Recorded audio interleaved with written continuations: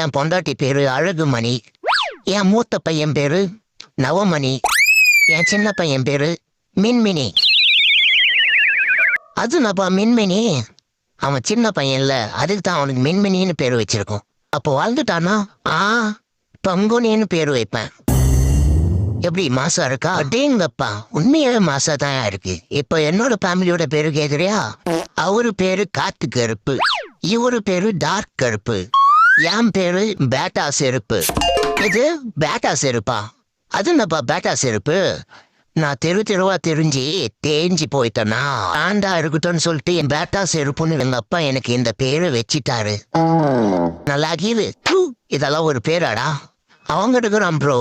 வா bro, body guard Muneeswaran கோயில்ல பிரசாதம் தராங்களாம், போய் வாங்கிட்டு வந்துடலாம். உங்க கூட இருக்கிறவரையும் கடைசியிலையும் எனக்கு கல்யாணமும் ஆகாது, நல்ல பேரும் கிடையாது.